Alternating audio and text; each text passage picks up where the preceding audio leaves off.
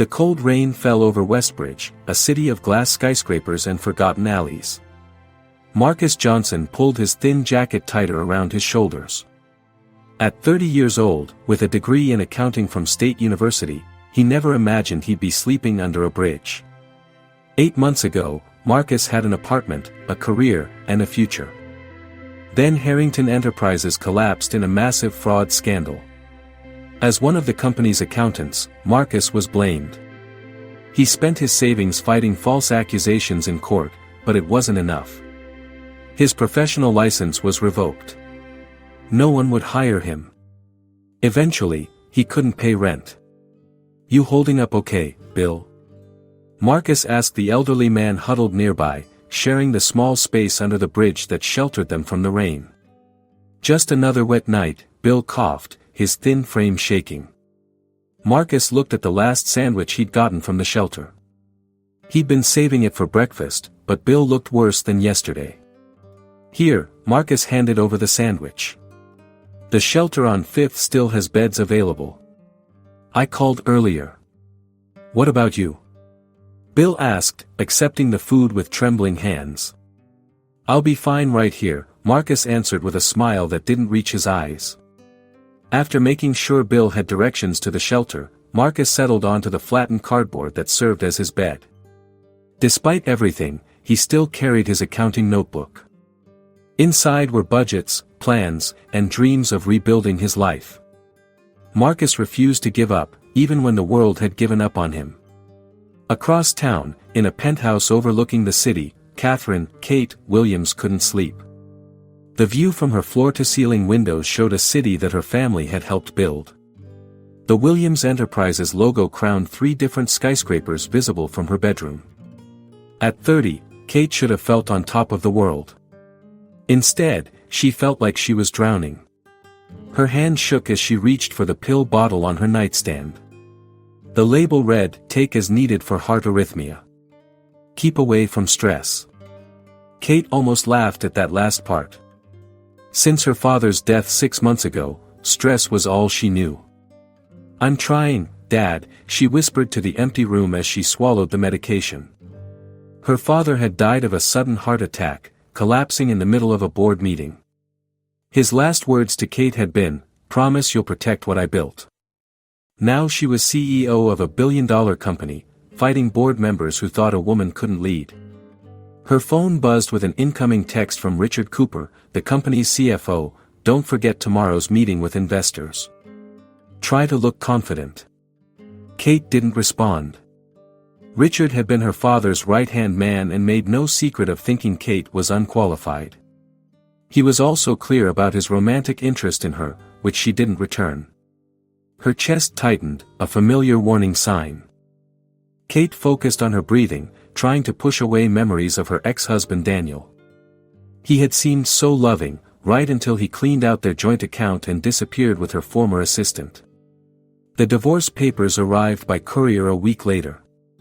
The panic attack hit suddenly. Kate slid to the floor, gasping for air, her heart pounding irregularly. No one to call. No one to help.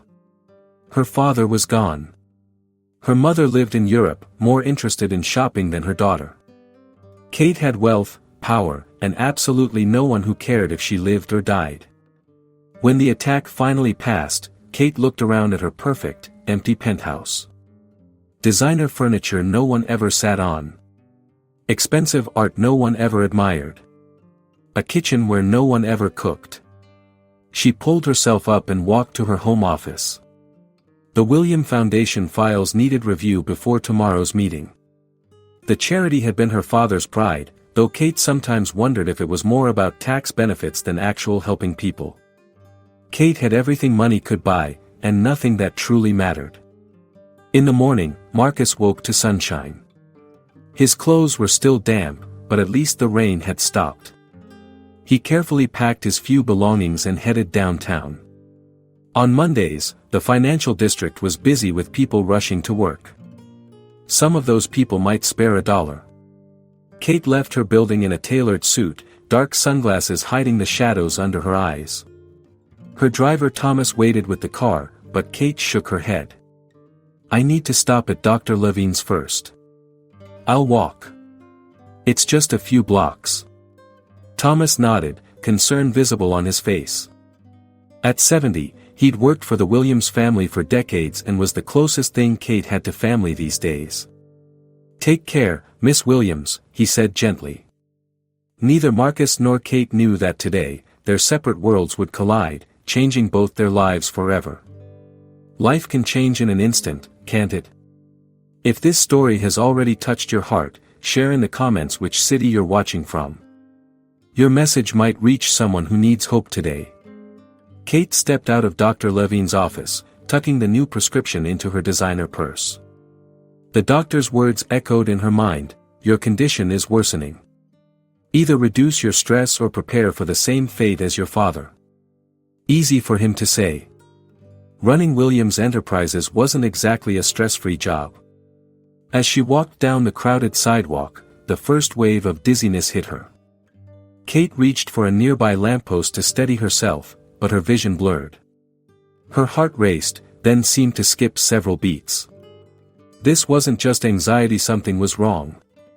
She fumbled in her purse for her medication, but her fingers wouldn't cooperate. The leather Hermes bag slipped from her grasp, hitting the sidewalk with a thud. Its contents scattered across the pavement, wallet, phone, makeup, pill bottles with prescription labels clearly visible. Excuse me, Kate gasped, but the businesspeople hurried past. One man in a suit actually stepped over her purse. Another woman quickly grabbed a $20 bill that had fallen out and walked away. No one stopped. Except one person. Marcus had been sitting against a building wall, a paper cup with a few coins beside him. He watched in disbelief as people ignored or took advantage of the woman clearly in distress. Without hesitation, he gathered his few belongings and rushed to help. Ma'am? Are you okay? He asked, gathering the scattered items and returning them to her purse. Kate could barely focus on the man kneeling beside her. A homeless man. In her fog of pain, she felt a moment of fear, then surprise as she realized he was helping, not hurting her. Heart, medication, she managed to say. Marcus noticed the prescription bottles and quickly read the labels. His father had taken similar medication before he died. He recognized the signs of cardiac distress. Here, he said, opening the bottle and placing a pill in her hand. You need to sit down. Can I help you to that bench? Kate nodded weakly. Marcus gently supported her elbow, guiding her to a nearby bench. He offered his only water bottle. Small sips, he instructed. Do you need an ambulance? No, Kate whispered. No hospitals. No press. She didn't explain further, but Marcus understood, wanting to avoid attention. His own face had been in the papers during the Harrington scandal. As her breathing steadied, Kate became increasingly aware of the situation. A homeless man was holding her $5,000 purse, watching her take medication that revealed her secret condition.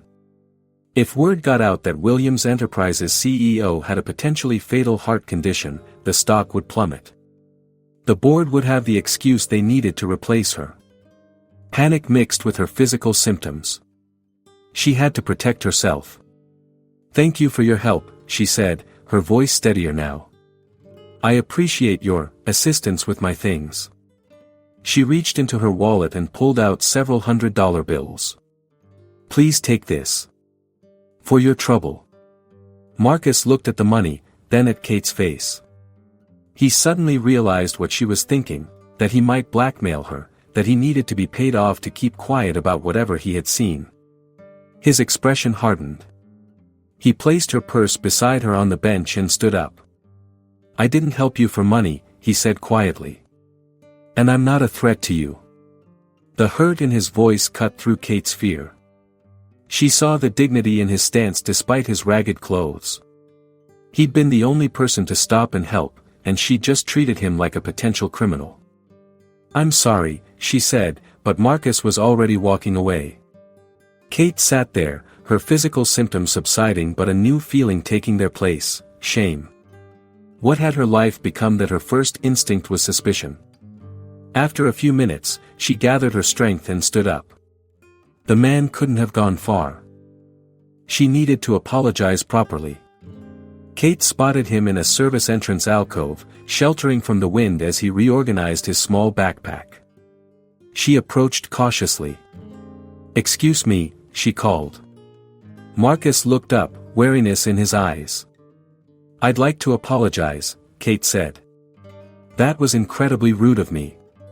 You helped me when no one else would, and I repaid your kindness with that." She gestured vaguely, embarrassed. "Would you let me buy you breakfast? As a proper thank you?" Marcus hesitated. The woman looked sincere, but experience had taught him to be cautious. Before he could answer, Kate swayed slightly, putting a hand against the wall. Her face paled again. "Are you okay?" Marcus asked, concern overriding his hurt feelings. "Just need to sit down again," Kate admitted. "There's a diner around the corner." Marcus made a quick decision. This woman clearly needed help, and despite everything, he couldn't just walk away. "All right," he said. "But I'm not doing this for money." Kate nodded, a genuine smile briefly lighting her face. "I understand. I'm Kate, by the way." "Marcus," he replied, offering his arm for support. "Let's get you to that diner before you fall over." Neither realized that this simple conversation would be the beginning of a journey that would transform both their lives completely. The small diner was nearly empty. Kate slid into a booth in the back corner, away from the windows. Marcus sat across from her, acutely aware of his worn clothes and unwashed state in the clean restaurant. "Order whatever you want," Kate said, handing him a menu. "Please." Marcus hesitated, pride warring with hunger. Finally, he nodded and ordered a full breakfast when the waitress came. Kate just asked for coffee. "You should eat something," Marcus said, surprising himself with his boldness. "Not good to take heart medication on an empty stomach." Kate looked startled. "How did you know about Dash?" "My dad had similar issues," Marcus explained. "I recognized the pills." Kate ordered toast, then studied the man across from her. Despite his situation, he carried himself with dignity. His eyes were clear and intelligent. "Thank you again for your help," she said. "Most people just walked by." "Most people see what they expect to see," Marcus replied. "When you're homeless, you become invisible." Their food arrived, and Marcus tried to eat slowly despite his hunger. As they talked, Kate was surprised by his knowledge of finance. When she mentioned her family foundation's housing project, Marcus offered several practical suggestions that showed real insight. "You clearly know what you're talking about," Kate said. "How did you?" She trailed off, not wanting to pry. "End up on the streets?" Marcus finished for her. "I was an accountant at Harrington Enterprises. When the fraud scandal broke, they needed someone to blame. I was convenient." Kate's eyes widened. The Harrington collapse had been major news. "But you were cleared, right?" "I remember there were investigations." Marcus laughed without humor. "The executives who actually committed the fraud had expensive lawyers. I had a public defender. Guess who went free?" Their conversation continued, and Kate found herself increasingly impressed by Marcus. When their meal ended, she made an impulsive decision. "I have a proposition for you," she said. "My family's foundation is launching a new housing initiative for people experiencing homelessness. We need someone who understands both finance and the reality of life on the streets. Would you be interested in consulting for us? It would be a real job, with real pay." Marcus stared at her. "You're offering me a job? You don't even know me." "I know you were the only person who stopped to help me today," Kate replied. "And I know you have insights our current team lacks." Marcus stood up abruptly. "I don't need charity." "It's not charity," Kate insisted. "It's a business decision.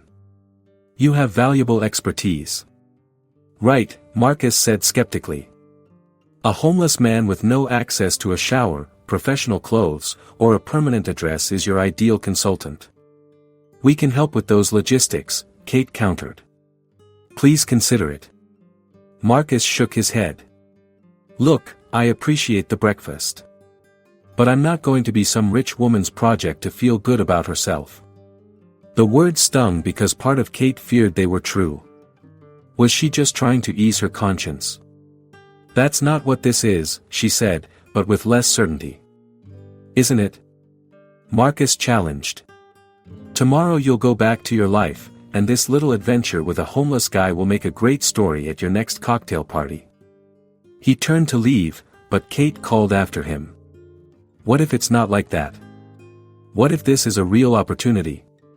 Marcus paused. Then I'm sorry. But I've had too many disappointments to believe in fairy tales. After he left, Kate sat alone, troubled by his words. Was he right? Was this just a rich person's impulse without real commitment? She pulled out her phone and called Olivia, her assistant. I need you to research something for me, she said. The Harrington Enterprises fraud case. Specifically, look into an accountant named Marcus Johnson. That afternoon, Marcus sat in the public library, his refuge on cold days. He stared at the job sites on the computer screen, but his mind kept returning to Kate's offer. He couldn't understand why a clearly wealthy woman would offer him a job. People like her didn't care about people like him. There had to be an angle. At the cemetery across town, Marcus stopped at his parents' simple graves. He came whenever he could, finding peace in talking to them. Got a strange offer today, he said quietly. A job. Sounds too good to be true, which means it probably is. Wind rustled the nearby trees. I know what you'd say, Mom. Give people a chance. But after everything. He trailed off. I can't set myself up for another fall. Marcus brushed leaves from the headstones. Dad, you always said pride can keep a man warm, but not as warm as a roof. He smiled sadly. I think this time, I need to protect what little I have left. As dusk fell, Marcus headed toward the shelter. The temperature was dropping, and he needed a real bed tonight. Back in her penthouse, Kate reviewed the files Olivia had sent. Everything supported Marcus's story. He'd been a respected accountant until becoming the scapegoat in the Harrington scandal. Former colleagues described him as honest and hardworking. Her phone rang. Olivia calling. Kate, are you serious about offering this man a job? Olivia asked without preamble. The board will have a fit. Richard will use it against you. I know, Kate sighed. But he has insights we need. And he deserves a chance. This is a bad idea, Olivia warned. You can't save everyone. Focus on keeping your position secure.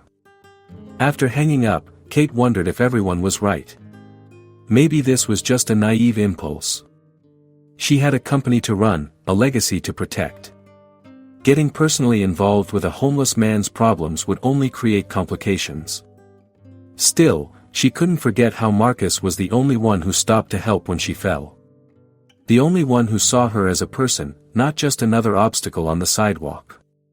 The following morning, Kate sat in her town car, Thomas driving silently through the early traffic. Her mind was still on Marcus and his refusal. She hadn't slept well, torn between rational business thinking and something else, something that felt like a missed opportunity. Thomas, she said suddenly, have you ever wanted to help someone who wouldn't accept it? Thomas glanced at her in the rearview mirror.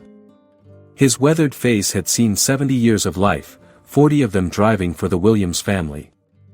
This about that young man from yesterday? The one who helped you? Kate blinked in surprise. How did you know? Miss Olivia mentioned your research request. Thomas pulled the car smoothly to a stop at a red light. I've known you since you were 5 years old, Miss Kate. You don't normally look into strangers. Kate sighed. He refused my job offer. Said he wasn't going to be my charity case. Smart man, Thomas nodded. Proud too. So I should just forget about it. Thomas was quiet for a moment, then said, your father was a powerful man. Built an empire. But do you know what people at his funeral talked about? The time he gave Joe in maintenance 3 months paid leave when his child was sick. The scholarship program for employees' kids. The people he helped. He turned onto the street leading to Williams Enterprises. Your father saw value in people others overlooked. Maybe you have that same eye. Kate pondered this as they pulled up to the towering glass building bearing her family name. There's something else you should know, Thomas added as he opened her door. Your father wasn't perfect. He made decisions. Some I didn't agree with. The legacy you're protecting has complicated parts. Before Kate could ask what he meant, Thomas was holding the door and she had to exit. The moment passed. Meanwhile, across town, Marcus was walking out of a job interview at a fast food restaurant. Another rejection. The manager had recognized him from the news stories about Harrington. Marcus Johnson. He turned to see an older man with silver hair and a tweed jacket.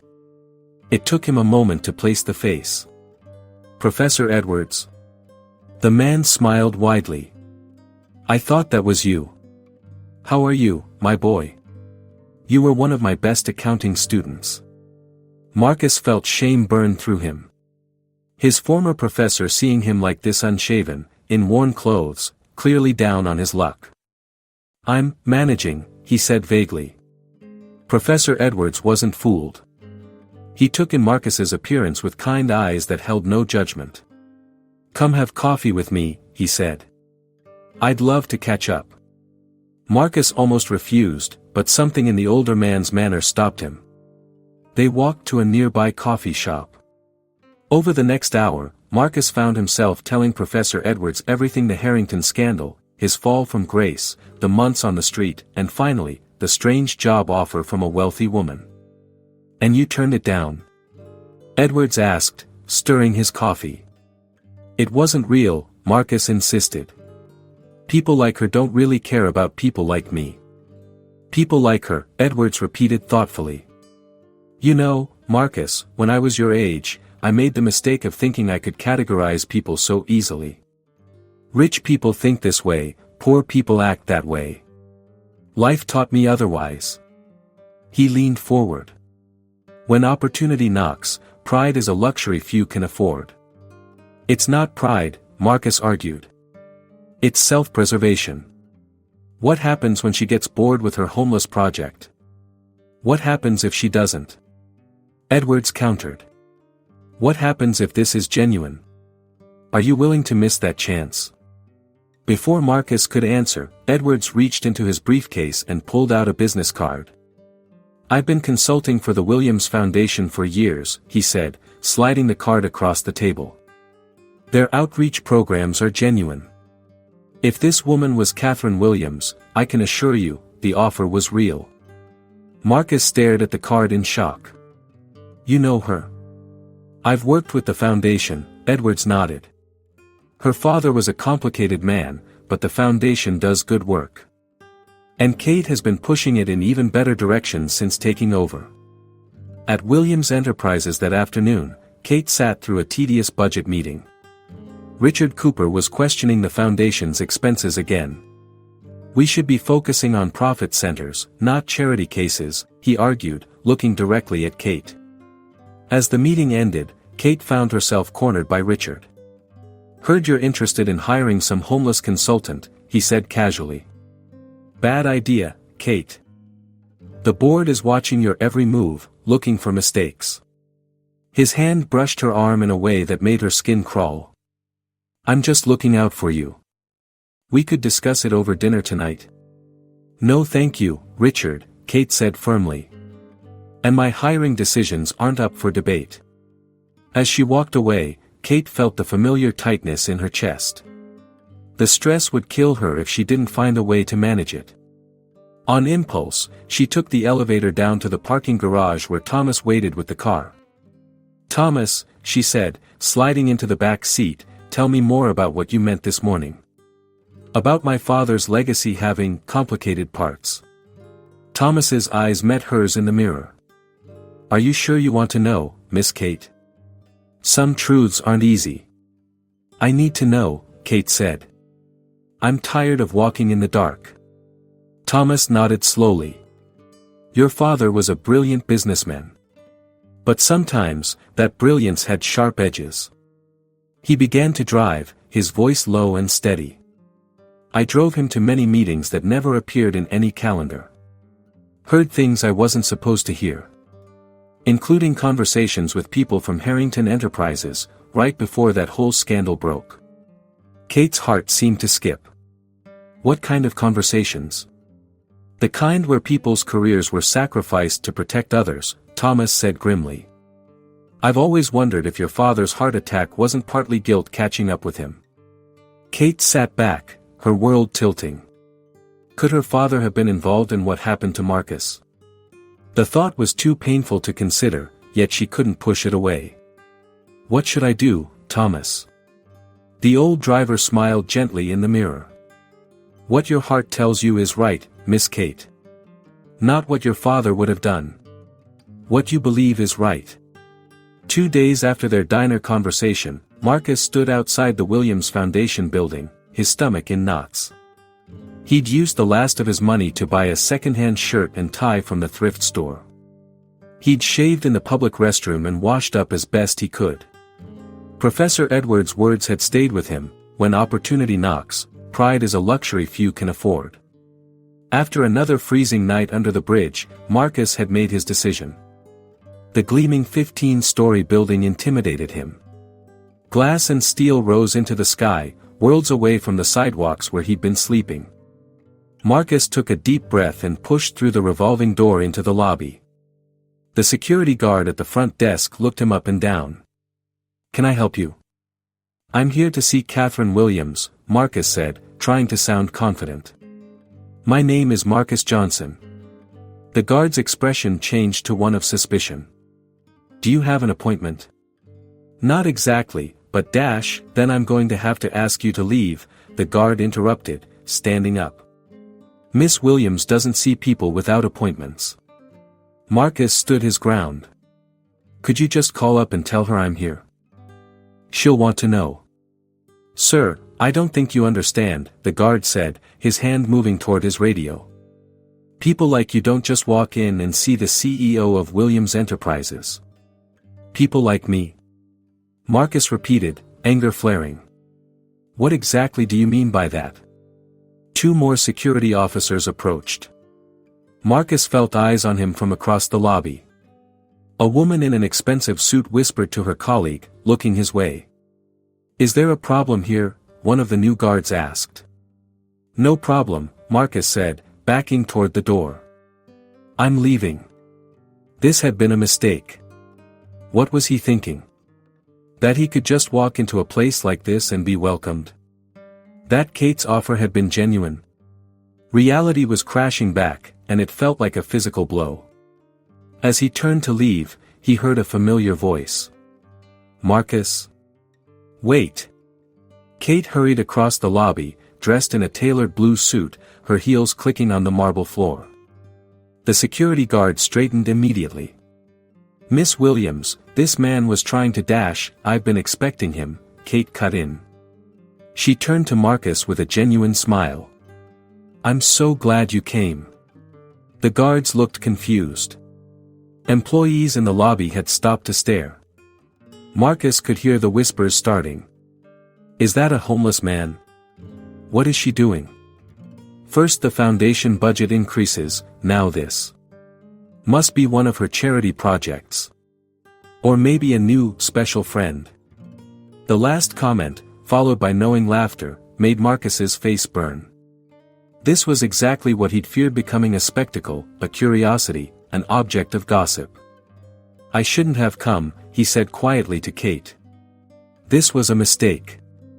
Without waiting for her response, he turned and walked quickly out the revolving door and into the street. His one chance, and he'd blown it. But at least he'd preserved his dignity. Marcus was halfway across the parking lot when he heard Kate calling after him.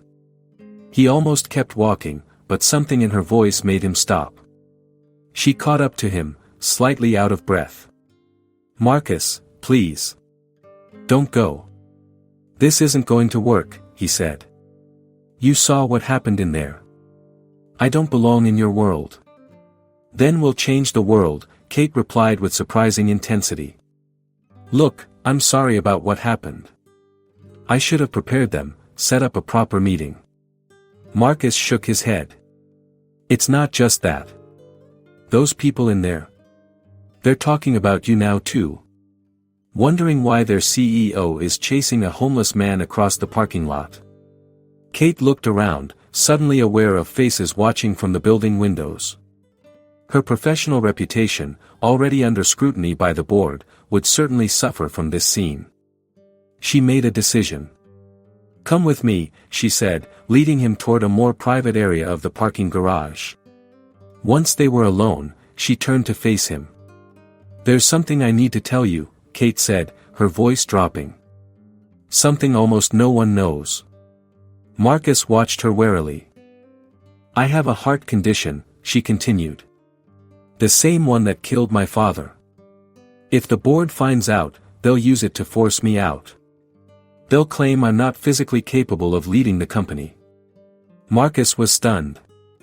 "Why are you telling me this?" "Because I'm trusting you with something that could destroy everything I've worked for," Kate said. "And I'm asking you to trust me too. Yes, those people will talk. Yes, this won't be easy. But I meant what I said about wanting your perspective for our housing program." She took a deep breath. "I'm not asking you to be a charity case or a project. I'm asking you to be a consultant who brings value no one else can." Marcus studied her face, looking for signs of manipulation or pity. Instead, he saw something unexpected: vulnerability and honesty. "Why me?" he asked. "There are plenty of experts out there." "None who've lived it," Kate replied. "None who saw me as a person when I fell on that sidewalk." The sincerity in her voice was unmistakable. This wasn't the calculated move of a CEO. This was something more personal. Marcus thought about everything he'd lost: his career, his home, his reputation. But standing here, he realized he still had his intelligence, his experience, and his dignity. Maybe those things could be valuable again. "1 month," he said finally. "I'll give it 1 month. If it's not working for either of us, we walk away, no hard feelings." Relief flooded Kate's face. "Agreed. And I want a contract," Marcus added. "A real one, with clear expectations." Kate smiled. "Done. I'll have legal draw it up today." As they walked back toward the building, Marcus felt like he was stepping over an invisible line, leaving one world and entering another.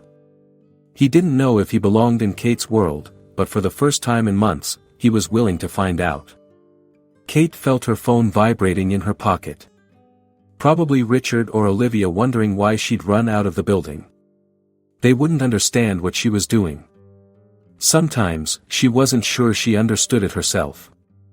But as they reached the side entrance, Kate knew one thing with certainty: helping Marcus wasn't just about him. Something about his presence made her feel less alone, less like the isolated figure at the top of a corporate mountain. Maybe they could help each other cross the difficult thresholds they both faced. The first week at the Williams Foundation was harder than Marcus had imagined. Kate had arranged a small office for him, business clothes, and a temporary apartment in a foundation-owned building. On paper, everything was perfect. Reality was different. "We've been running housing programs for 10 years, said Janet Porter, the foundation's program director, her voice tight with irritation.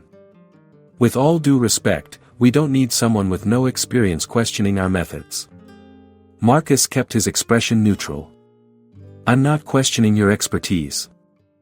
I'm offering a perspective from someone who's actually used these services." "For what, 8 months?" Janet replied. "Hardly makes you an expert." Across the conference table, several other foundation employees watched the exchange. Some seemed curious about Marcus, others clearly skeptical. Olivia, Kate's assistant, observed everything with calculating eyes. The current model requires 3 interviews and a background check before placement, Marcus pointed out. Most people living on the streets don't have ID, let alone the documentation you're asking for. Those requirements protect our donors and other residents, Janet insisted. They also keep out the people who need help most, Marcus countered. The tension was broken when Kate entered the room. Everyone stood immediately. "Sorry I'm late," she said. "Board meeting ran long. How are we doing with the program review?" The uncomfortable silence told her everything. Kate had expected resistance to Marcus, but the foundation staff's hostility surprised her. These were people dedicated to helping others, at least on paper. After the meeting, Kate found Marcus in his office, reviewing budget spreadsheets. "I'm sorry about Janet," she said. "She's worked here for years." Marcus shrugged. "She's not wrong to question me. I don't have credentials or experience running programs like this." "But you have experience using them," Kate pointed out. "That's just as valuable." "Try telling that to your staff," Marcus replied. "To them, I'm either a charity case or an intruder." Kate frowned. "Give them time. Your ideas make sense, they just need to adjust." That evening, Richard Cooper intercepted Kate as she was leaving the office. "Dinner tonight?" he asked smoothly. "We need to discuss the quarterly numbers." "Send me an email," Kate replied, stepping around him. Richard's smile tightened. "I heard about your new consultant. The board is concerned about your judgment lately, Kate." "The board should be concerned with our stock price, not my hiring decisions," Kate said firmly. Richard moved closer. "I'm on your side. But people are talking. First your increased focus on the foundation, now bringing in a homeless man connected to the Harrington scandal, no less. It looks erratic." The implied threat wasn't subtle. Richard was collecting ammunition. "Thank you for your concern," Kate said coldly. "But the foundation is my priority, and Marcus Johnson is exactly the voice we've been missing." As weeks passed, Marcus began making small but significant changes to the housing program. He simplified the application process, created partnerships with local shelters, and developed a tiered entry system that reduced barriers for those most in need. Surprisingly, Olivia became his first ally. She had initially watched him with suspicion, but after seeing his work, her attitude shifted. "That streamlined intake process you created? Applications are up 60%, she told him one afternoon. "And Janet's team is actually able to process them faster." "They still don't trust me," Marcus noted. "They don't have to like you to see that you're effective," Olivia replied pragmatically. While the foundation work progressed, Richard continued his campaign against Marcus. He assigned an intern to investigate Marcus's past, searching for anything to discredit him. "Find out exactly what happened at Harrington," Richard instructed. "I want to know every detail of his involvement." One evening, Kate invited Marcus to join her on a visit to a local shelter. As they walked among the rows of beds, Kate saw the reality of homelessness up close for the first time. The shelter was clean but overcrowded, with people of all ages and backgrounds. "That's Mrs. Chen," Marcus said quietly, nodding toward an elderly woman. "She lost her apartment after medical bills bankrupted her." "That's David, he's a veteran, has PTSD. Over there is the Rivera family, both parents work full-time at minimum wage jobs but can't afford rent." Kate listened, truly seeing these people as individuals with stories, not just statistics in a report. She noticed how they greeted Marcus with recognition, respect, and none of the wariness they showed toward her. "You know all of them," she observed. "When you're on the streets, you look out for each other," Marcus explained. "It's the only way to survive." As they left the shelter, Kate stopped abruptly on the sidewalk. A woman was huddled in a doorway, clutching a thin blanket against the evening chill. Without hesitation, Kate approached her. "Excuse me. Would you like to come inside the shelter? There are beds available." The woman looked up warily. "They won't take me. I don't have ID, and I have a dog." A small terrier peeked out from under the blanket. Kate glanced at Marcus, understanding washing over her. This was exactly what he'd been talking about in the meeting's policies that excluded those most vulnerable. "What's your name?" Kate asked, kneeling down despite her expensive suit. "Marie." "Marie, I'm Kate. This is Marcus. We're going to help you, and your dog too." After arranging a place for Marie at a pet-friendly shelter partner Marcus had established, Kate turned to him with new determination. "I need to see more," she said. "Not just the shelters, I want to understand what it's really like. Where people actually sleep, how they survive." Marcus studied her face. "Are you sure? It's not a tourist experience, Kate." "I know," she said. "But how can I truly help if I don't understand? Life can be so unpredictable, can't it?" If this journey is touching your heart, subscribe now to not miss any chapter of our stories that transform lives. The night air was cold as Marcus led Kate through areas of Westbridge she'd never seen, despite living there her entire life. They passed under bridges where people huddled in sleeping bags, through alleyways where makeshift shelters leaned against brick walls. "This is where I stayed when the shelters were full," Marcus explained, pointing to a narrow space between two buildings. "It blocks the wind." Kate tried to imagine sleeping there, no protection, no privacy, no security. It seemed impossible that people lived this way just blocks from her luxury penthouse. "How did you handle winter?" she asked quietly. "You find heat grates, layer newspapers under your clothes, huddle with others if it's safe," Marcus replied. "Some don't make it through the coldest nights." As they continued their tour, people nodded to Marcus, some calling him by name.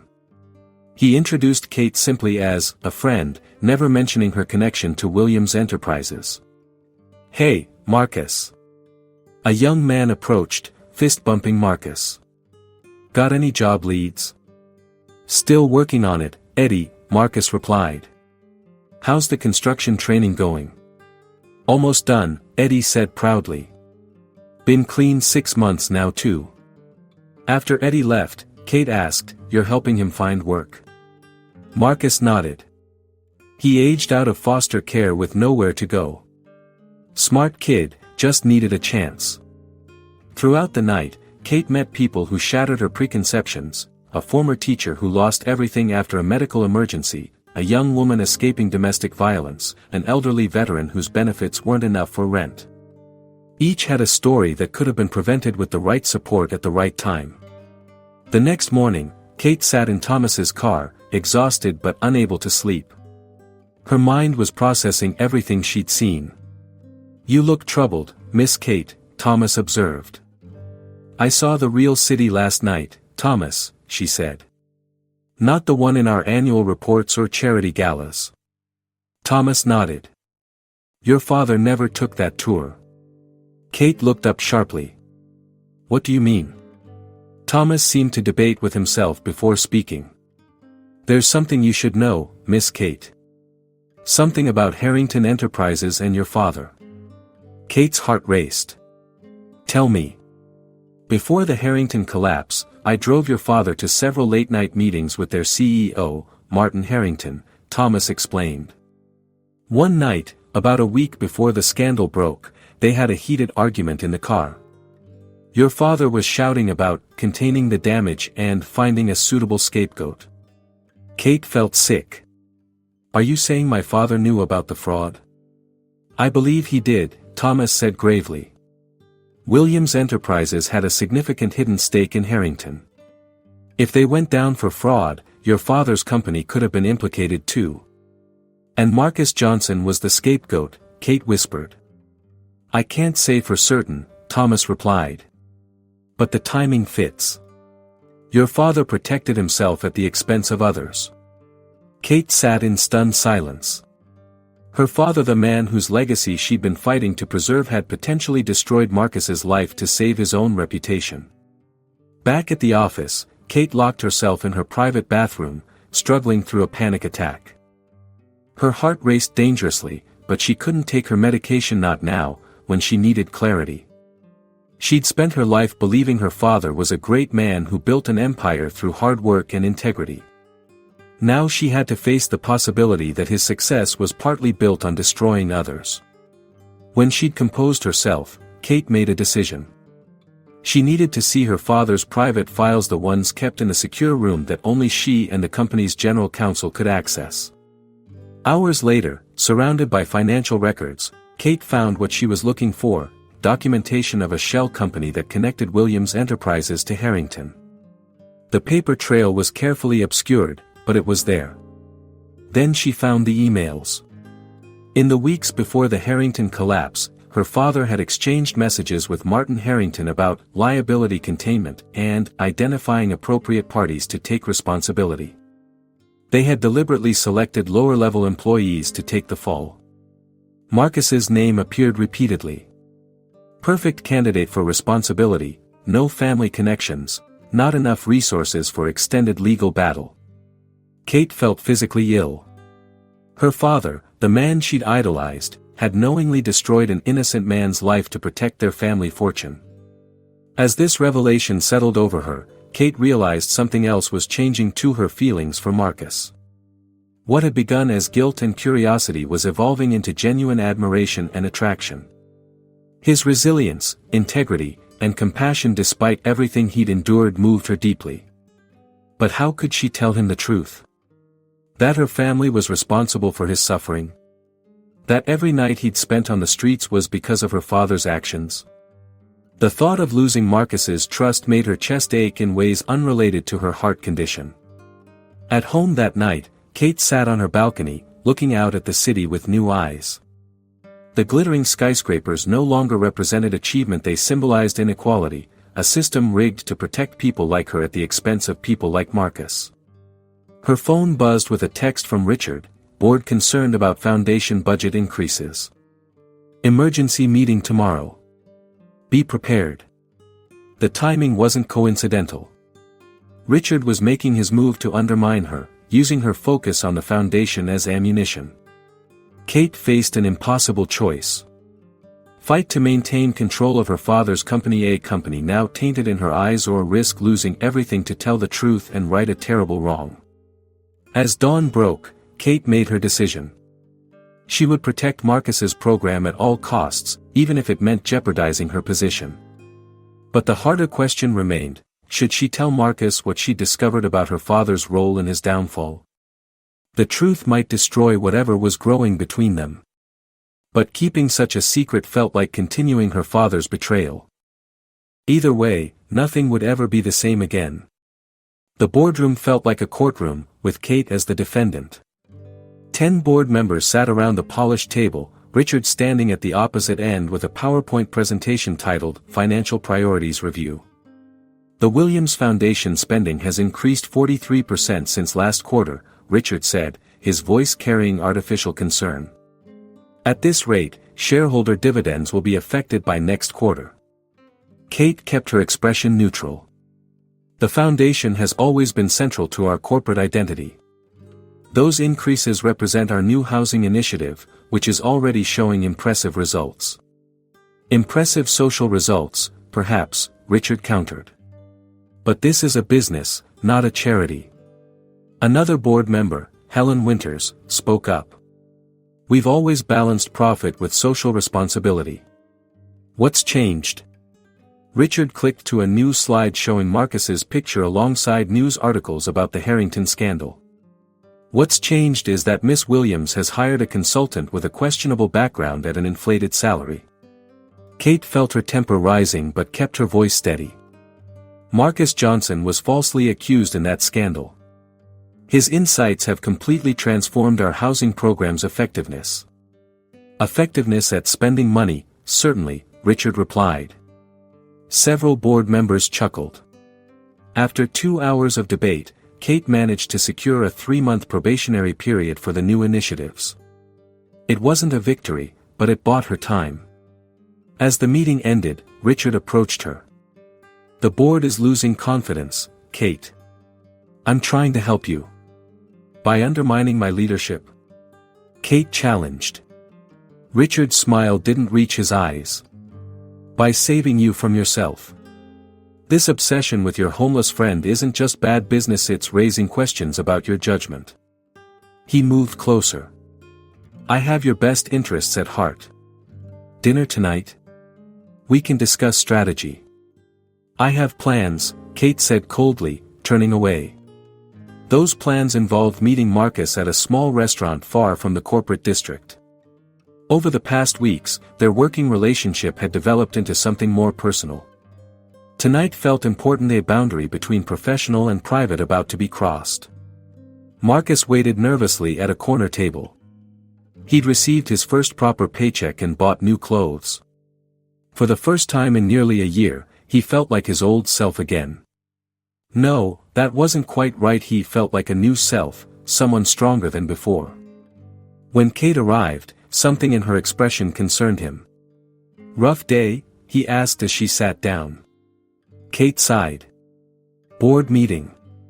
Richard's questioning the foundation's budget. Because of me, Marcus stated. Not just you, Kate assured him.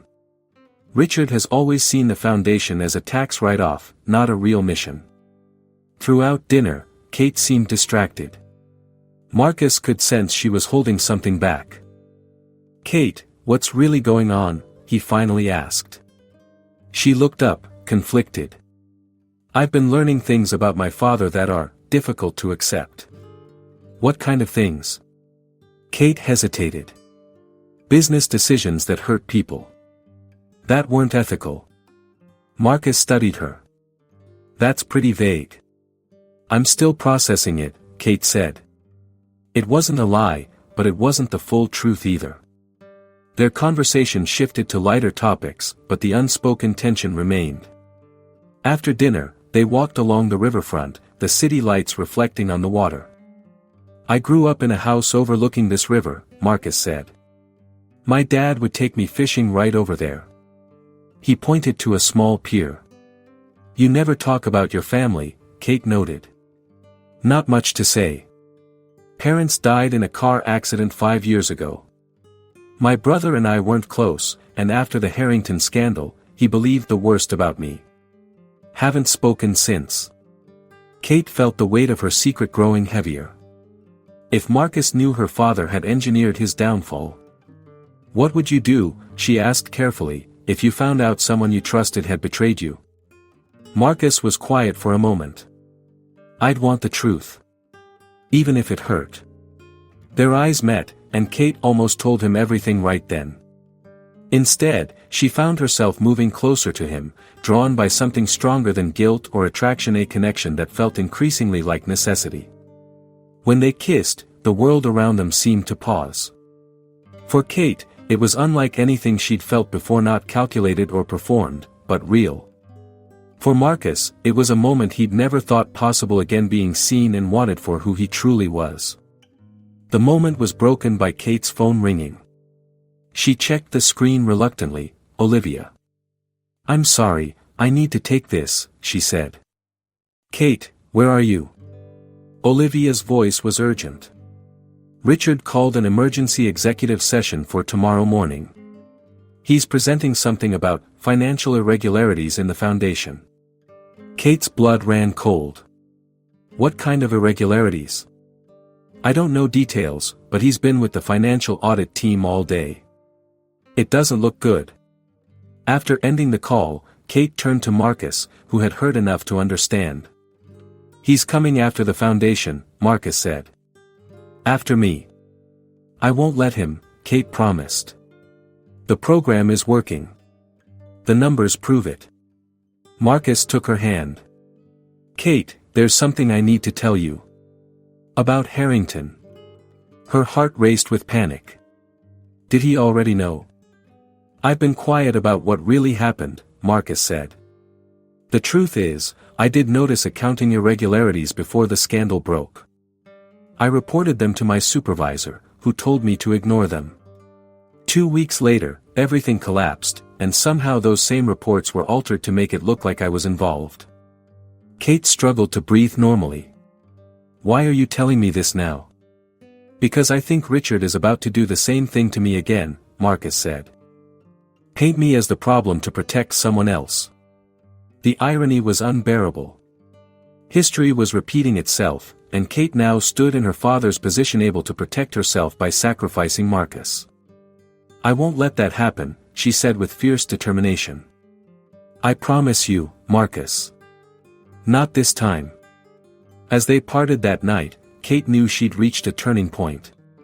She could no longer serve two masters, her father's legacy and her own integrity. Tomorrow would force her choice into the open. What she didn't know was that Richard had already found the connection between Williams Enterprises and Harrington. He had all the evidence he needed, not just to destroy Marcus, but to take control of the company from Kate. The stage was set for a confrontation that would change everything. Kate arrived at the office before dawn, determined to prepare for Richard's attack. Olivia was already there, coffee and financial reports ready. "How bad is it?" Kate asked. "He's claiming there are financial discrepancies in the foundation's new housing program," Olivia explained. "Specifically, funds that can't be accounted for since Marcus joined." Kate's stomach nodded. "That's impossible. Marcus is meticulous with the budgets." "I know," Olivia said, surprising Kate with her support. "I've reviewed everything myself. The numbers add up perfectly." "Then what is Richard doing?" "Creating a narrative," Olivia said grimly. "Whether it's true doesn't matter if the board believes it." As the executive meeting time approached, Kate received a text from Marcus: "Need to talk before your meeting. Important. In my office." Kate hurried to the foundation floor. Marcus stood by his desk, his face grim. "Someone accessed my files yesterday," he said without preamble. "The budget spreadsheets I've been working on show changes I didn't make." Kate felt cold dread. "What kind of changes?" "Allocations without receipts. Funds marked for consultant services with no documentation."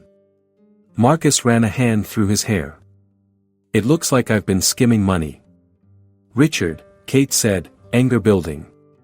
"He's framing you." "Just like Harrington," Marcus agreed bitterly. "Different players, same game." Kate made a decision. "I need to show you something. Come with me." She led him to her private office and unlocked a drawer in her desk. "I found these last week. I've been struggling with how to tell you."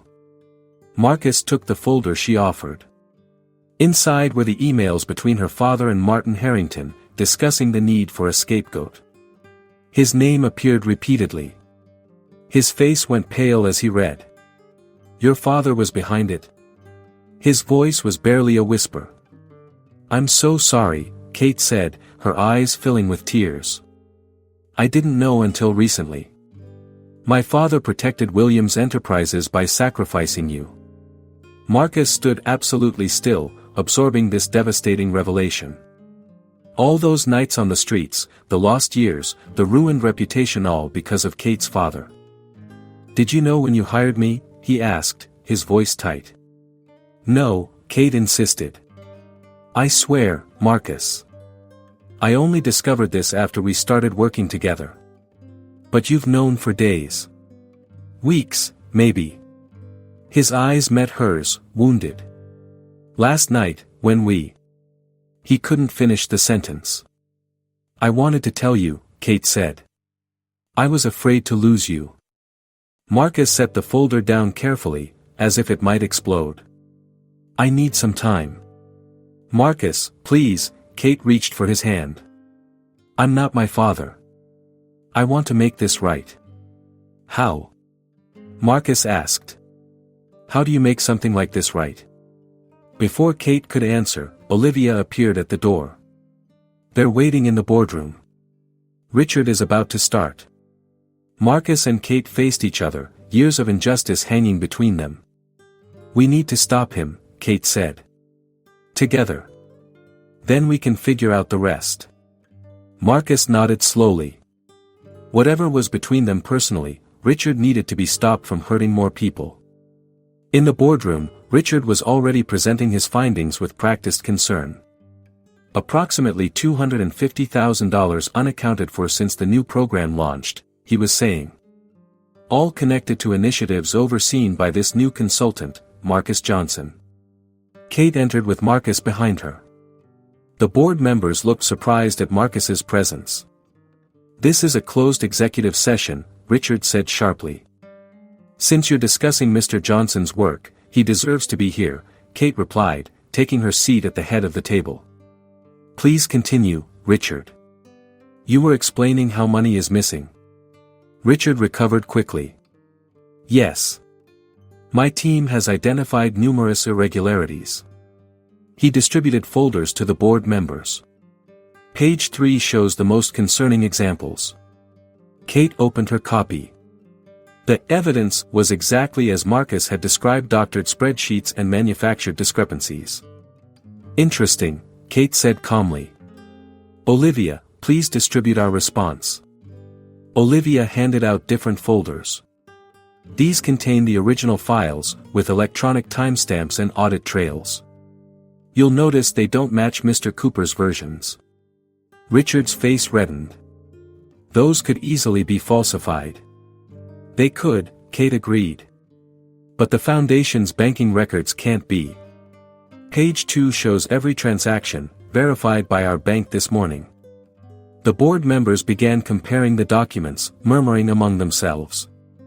"Richard," Kate said, her voice carrying throughout the room, "did you really think we wouldn't notice your tampering?"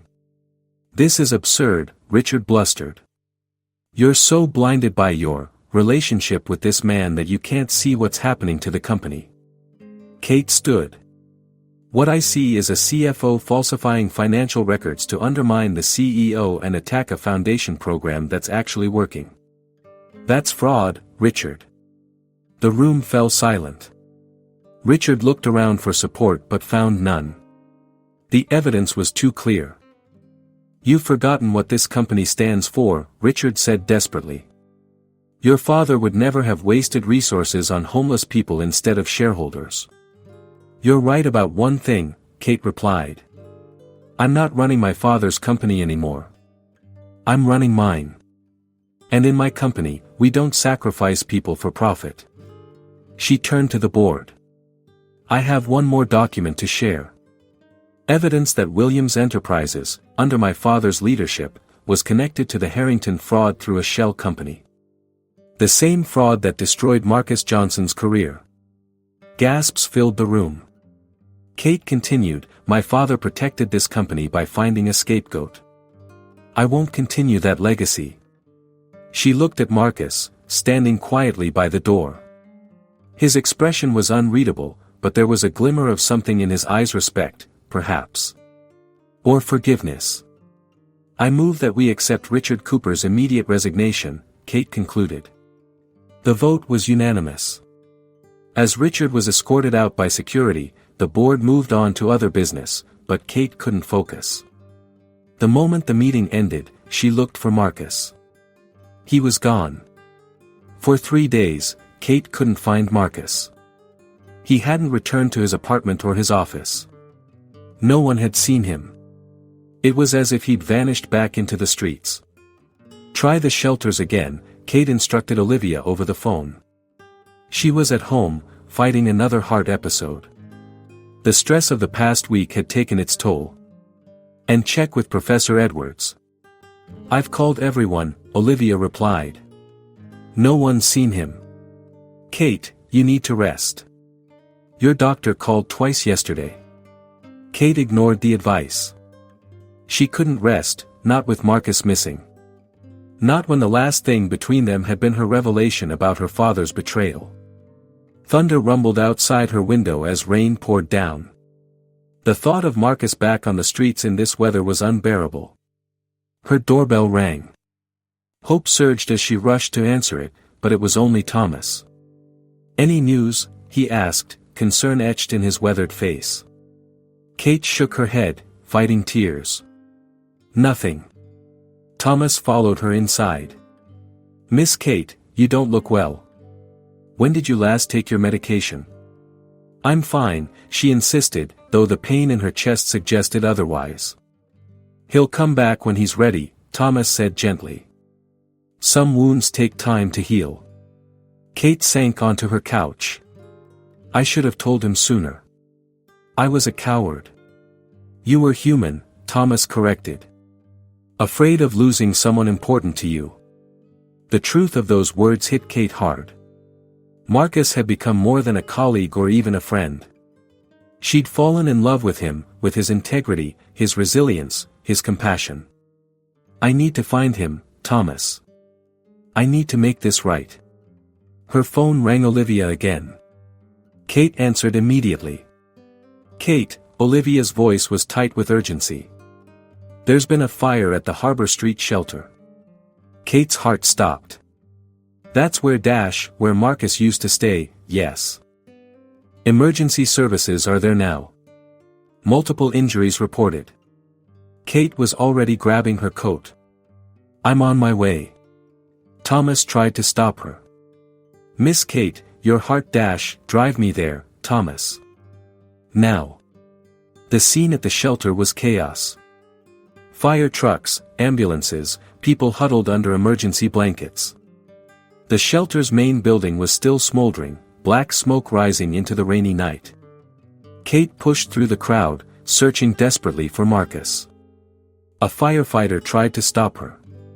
Ma'am, you can't go any closer. I'm looking for someone, she explained frantically. A man named Marcus Johnson. He might have been inside. Check with the paramedics, he suggested. They're treating people over there. Kate moved from ambulance to ambulance, checking each victim. No Marcus. Her panic grew with each minute.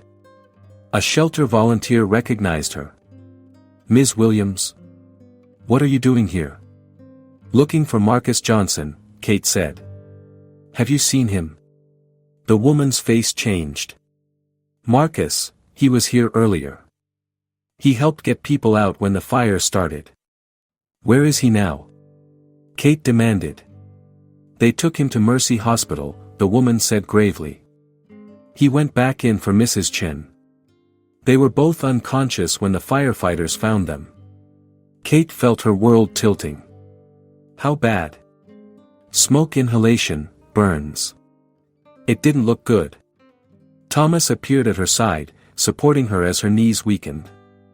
I'll drive you to the hospital. The emergency room at Mercy Hospital was overcrowded with victims from the fire. Kate approached the desk, using her family name to demand information. A tired nurse directed her to the intensive care unit. Only family allowed, the nurse warned. I am family, Kate lied without hesitation. In the ICU, Kate finally found him. Marcus lay unconscious, an oxygen mask covering his face, bandages on his arms and chest. The steady beep of monitors was the only indication he was alive. A doctor approached. Are you family? This time, Kate couldn't speak the lie. No. He's very important to me. The doctor's expression softened slightly. He suffered significant smoke inhalation and second-degree burns on his arms and torso. The next 24 hours will be critical. Will he? Kate couldn't finish the question. We're doing everything we can, the doctor replied. He's young and strong. Kate moved to Marcus's bedside, taking in his injured state. This man who had already lost so much had risked his life to save others. The injustice was overwhelming.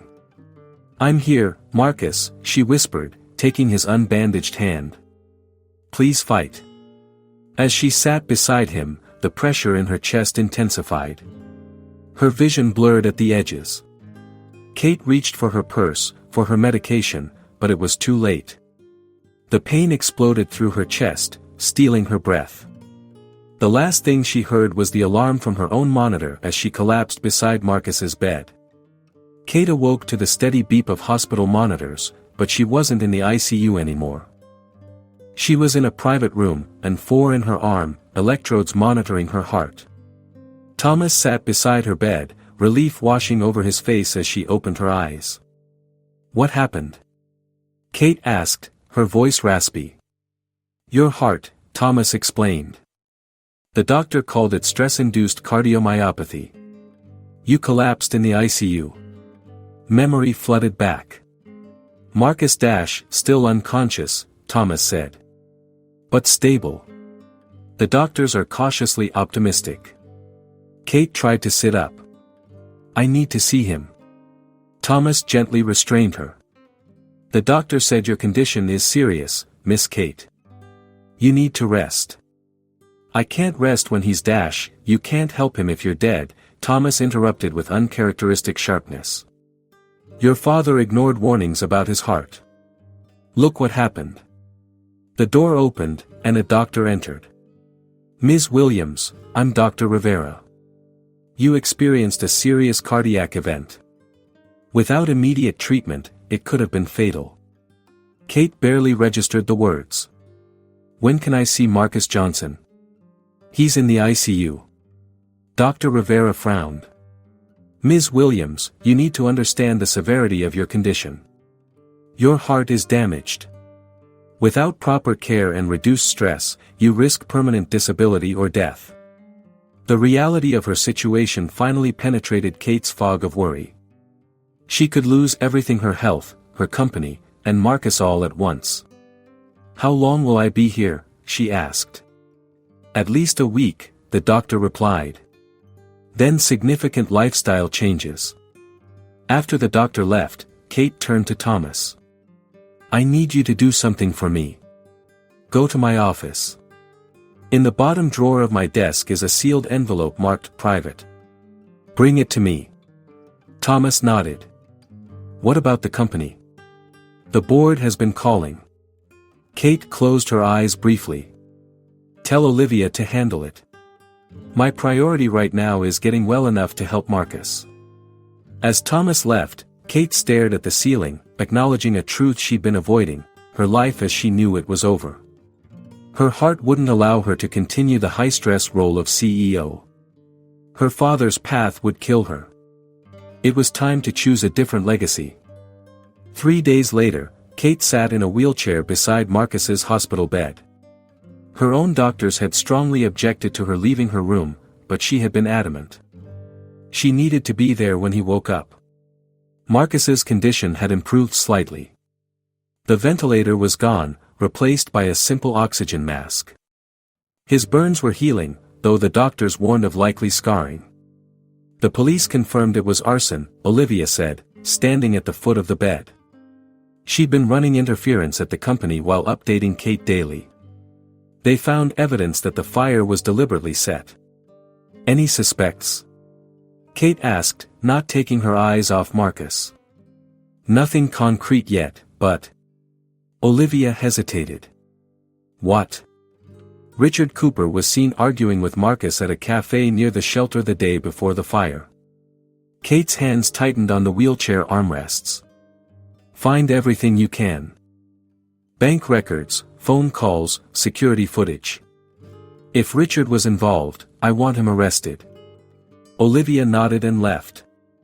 Kate continued her vigil, talking softly to Marcus, telling him about Foundation progress, reading him news articles, anything to reach through his unconsciousness. On the 4th day, as Kate dozed in her wheelchair, a hoarse voice broke the silence. Water. Kate's eyes flew open. Marcus was awake, looking at her through confused, pain-filled eyes. Marcus. She pressed the call button frantically, then reached for the water cup with a straw. Here, small sips. As he drank, a nurse hurried in, followed by a doctor. Kate was ushered aside while they examined him. Looking good, Mr. Johnson, the doctor said finally.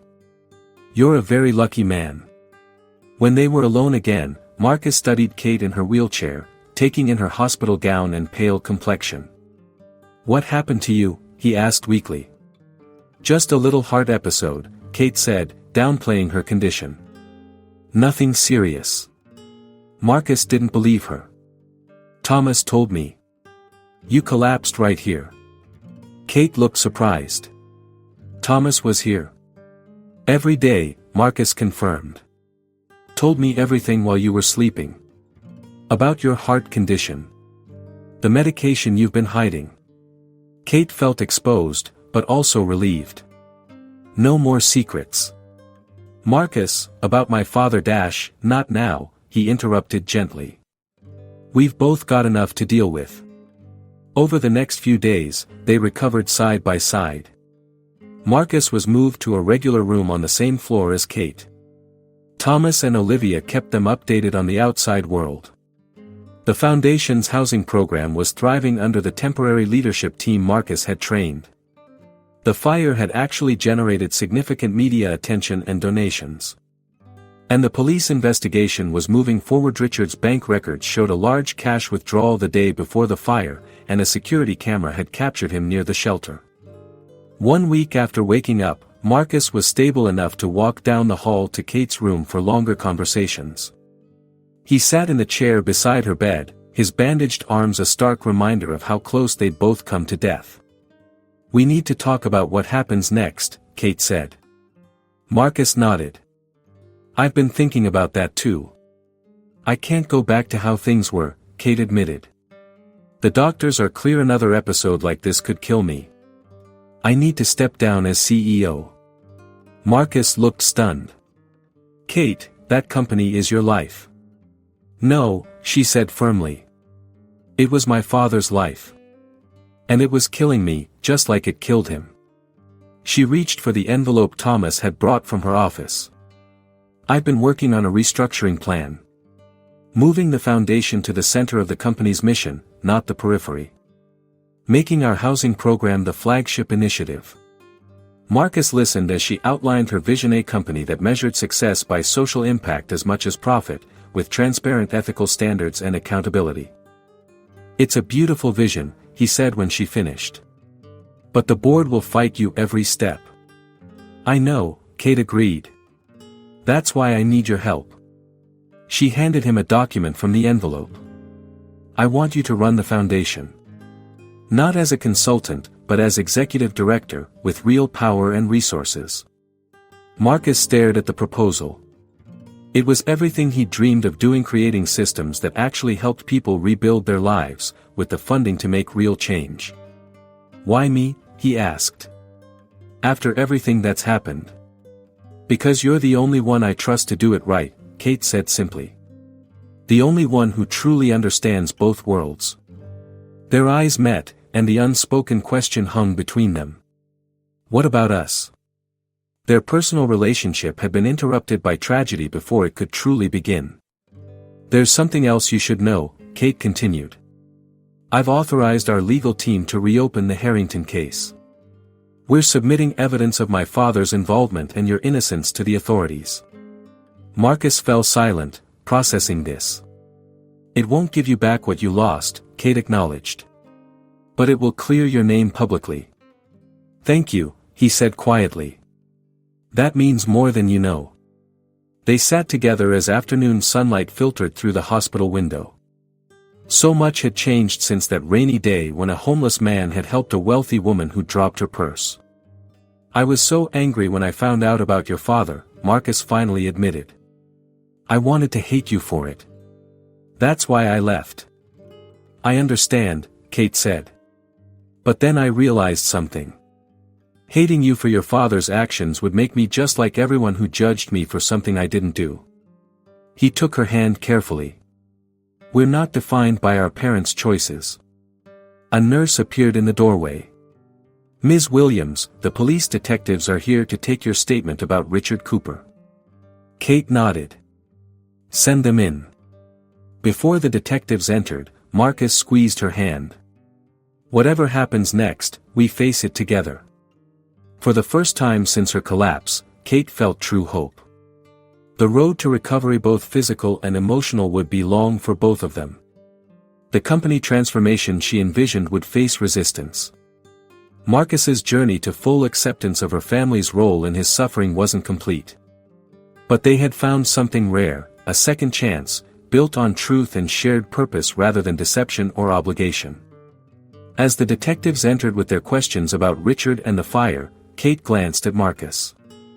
His eyes held a promise that went beyond business partnerships or foundation missions.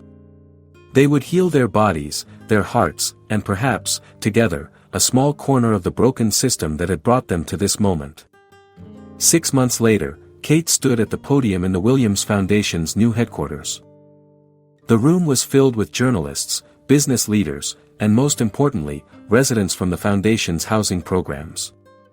Her health had improved with reduced stress and proper treatment, though she would always need to be careful. She'd stepped down as CEO of Williams Enterprises but remained chairperson of the board, focusing her energy on the foundation's mission. Today marks not just the opening of this building, but a fundamental shift in how we address homelessness in Westbridge, Kate said. The Second Chance initiative combines housing, employment training, healthcare, and legal services under one roof. She gestured to the people seated in the front row. These aren't just statistics or photo opportunities. These are our neighbors who deserve the same opportunities that many of us take for granted. Among those seated was Mrs. Chen, now fully recovered from the fire and serving as a resident advisor in the senior housing wing. Beside her sat Eddie, the young man Marcus had mentored, now employed as a construction supervisor for the foundation's renovation projects. "I'd like to introduce the person who made this vision a reality," Kate continued. "Our executive director, Marcus Johnson." Marcus approached the podium, the scars on his hands and forearms visible reminders of the fire. The audience applauded warmly. "A year ago, I was sleeping under a bridge," Marcus began. "Not because I wanted to, but because a system failed me. Failed all of us." He nodded toward the residents. The Second Chance initiative isn't charity. It's justice. It's fixing a broken system that pushes people into poverty and keeps them there.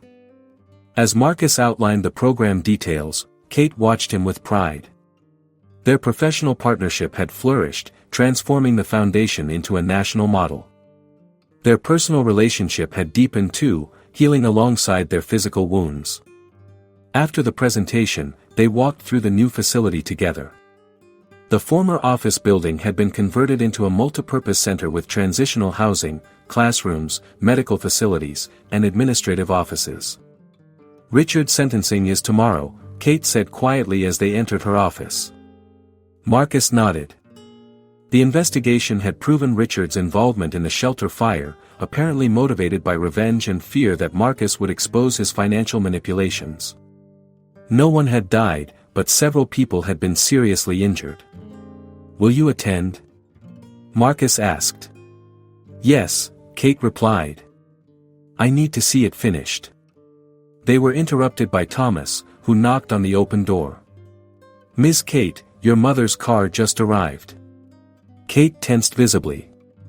Elizabeth Williams had returned from Europe upon hearing about Kate's heart attack, but their reunion had been far from warm. Elizabeth had been horrified by Kate's decision to step down as CEO and even more scandalized by her relationship with Marcus. "Thank you, Thomas," Kate said. "Please show her in." Elizabeth Williams swept into the office in designer clothes and perfect makeup. She barely acknowledged Marcus. "Catherine, we need to speak privately," she announced. "Anything you have to say can be said in front of Marcus," Kate replied firmly. Elizabeth frowned. "Very well.